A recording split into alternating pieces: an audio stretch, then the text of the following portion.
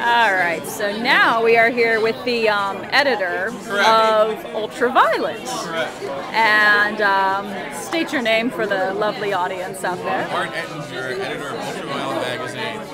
Very cool. So how did you get started with, now are you the developer of the magazine? I did not found the magazine. It was started by Scott Gabby, who's still the publisher of the magazine. He recently stepped down. I was the managing editor, now I'm the editor. Nice. And it is kind of a dream come true project. It's we get to interview the people we care about the most, highlight new material that we like, as well as interview people who made the films we grew up watching. Yeah. We are fairly well respected, and we were hurt pretty badly when Borders went out of business because they were the main chain that carried us, but now Barnes & Noble picked us up for our next issue, which is cool. Nice. And yeah, it's a good time. You know, I always enjoy talking to filmmakers whose work I appreciate. So. Yeah, I mean, plus I'm also, you know, I'm sure it's also great being in charge of your own magazine instead of having to answer to like some major corporation or whatever. Yeah, we're very fortunate that the magazine is doing as well as it is.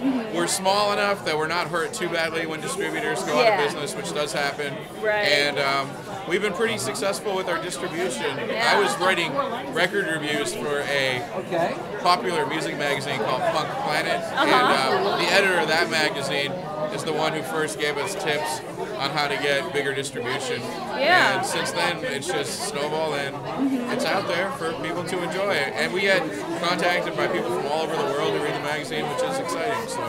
Very cool. And like, what are there any like specific plans that you guys, any new plans you guys have for Ultraviolent, or? Well, we're working on our next issue, and we have interviews lined up with some pretty cool people. Nice. And we're excited about it. I mean, we'd like to cover international films. Yeah. And so I'm interviewing Joseph Alida, who is an African actor who played Idi Amin in Amin, the Rise and Fall in the 70s. So that's going to be a cool interview. And we're interviewing Barbara Constable, who played Lady Terminator in Lady Terminator, and the director of the new Serbian movie Life and Death of a Porno Gang, which is quite a bit of buzz. So, yeah, we have some cool stuff lined up. Nice. And it should be a good time. Very cool. And just one last question. I asked the same question to Michael. Do you have any strange and unusual hobbies? Strange and unusual hobbies? Yeah. As if this isn't strange enough. I know.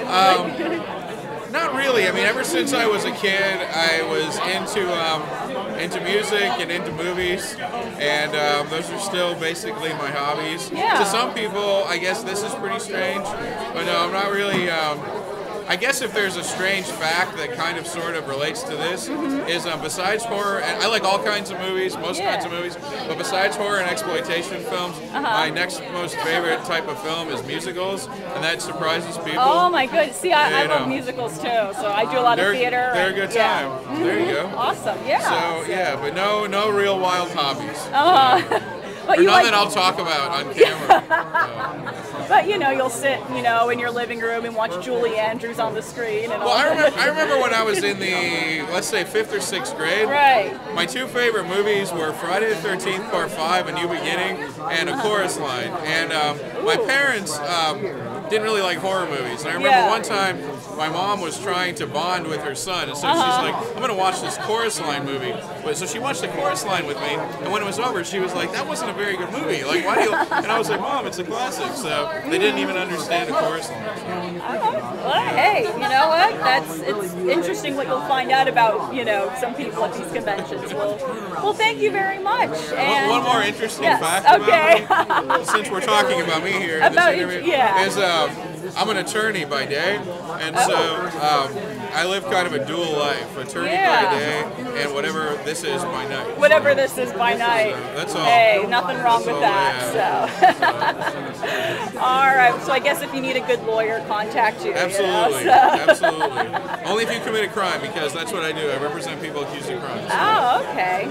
Awesome. So then that'll be another interview then. We can talk about, you know, what any life as a public defender, interesting and strange cases you may have had, you know. So, all right. Well, thank you very much, Thank you. And enjoy the rest of Horror Realms. Okay.